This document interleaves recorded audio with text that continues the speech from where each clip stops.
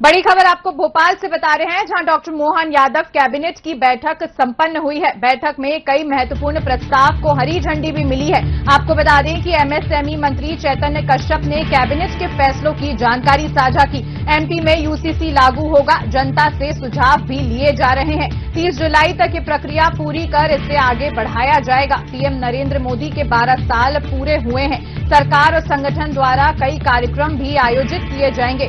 स्वामित्व योजना को कैबिनेट से मंजूरी भी मिली है। वर्षों से काबिज संपत्ति स्वामियों को सरकार का ये बड़ा तोहफा मिलने जा रहा है। निःशुल्क रजिस्ट्री कर जमीन मकान का मालिकाना हक सौंपेगी अब सरकार।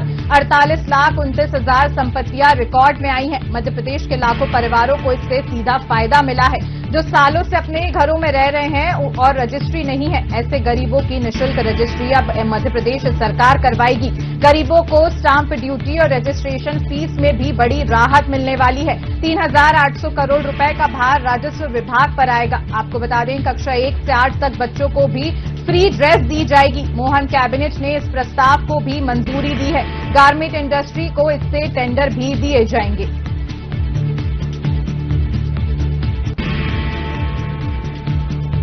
और इसमें मुख्यमंत्री जी के द्वारा कुछ महत्वपूर्ण जानकारियां उपलब्ध करवाई गई।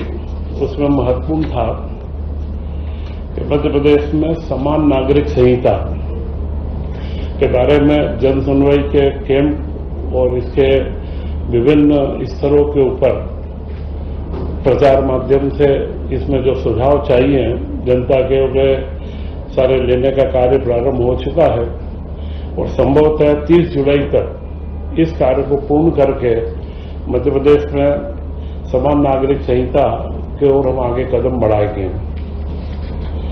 इसी के साथ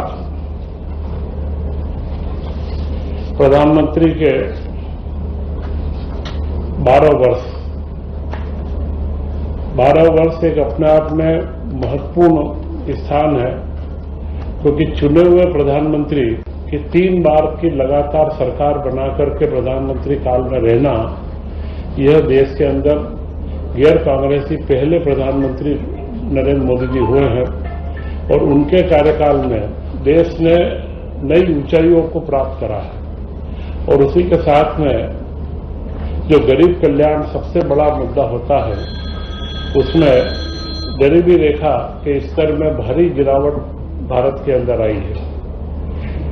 विकास के कई मॉडल, विकास के गाथा, भारत की गौरव गाथा, भारत का राजनीतिक प्रभाव बढ़ना, ये सारी बातें अलग है, परंतु जो गरीब कल्याण, आम जनहिताय के जितने कार्य इस 12 साल के अंदर प्रधानमंत्री ने करे हैं, मेरे ख्याल से पिछले 75 सालों के अंदर देश में नहीं हो पाए हैं।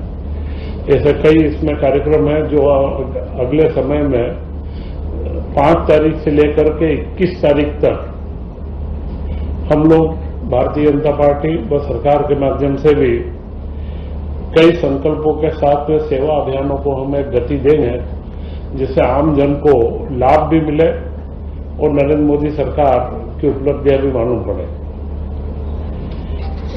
इसी के साथ मध्य प्रदेश में एक किसान वर्ष हम मना रहे हैं और इस किसान वर्ष में इस वर्ष गेहूं का उपार्जन 1,04,00,000 टन के करीब हुआ है, जिसमें 13,42,000 से ज्यादा किसानों से गेहूं का उपार्जन किया गया है, जो देश में प्रथम है। और मध्य प्रदेश में भी सर्वाधिक हुआ है। पिछले वर्ष 78 लाख टन का इसका टारगेट रखा था, उसकी जगह पर 104 लाख टन, 1,04,00,000 टन का उपार्जन किया गया है और करीब 25,000 करोड़ की राशि का भुगतान भी किया जा चुका है। यह एक व्यवस्थित मैनेजमेंट या प्रबंध का एक अच्छा उदाहरण भी पेश हुआ है और इससे और खास करके लघु व सीमांत किसानों का सर्वाधिक उपार्जन इस बार सुनिश्चित हुआ है। गेहूं उपार्जन में 10 वर्षों का सर्वाधिक ये है। कोविड में थोड़ा सा हम लोग पीछे रह गए थे, परंतु इसका पूरा उपार्जन हुआ है। और पंजाब के बाद मध्य प्रदेश लघु व सीमांत किसानों के अंदर नंबर 2 के ऊपर आ रहा है। मूंग व उड़द का रजिस्ट्रेशन भी प्रारंभ कर दिया गया है और उसका सही समय पर उपार्जन प्रारंभ कर दिया जाएगा।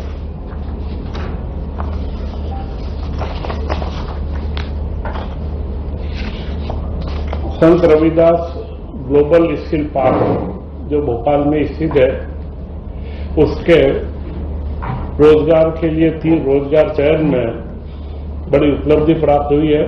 3 बच्चों को हंगरी में रोजगार उनको अवसर मिला है और वे हंगरी में जाकर के अपना कार्य प्रारंभ कर चुके हैं और स्थानीय स्तर पर तो नियमित रूप से वहां रोजगार का कार्य चल रहा है।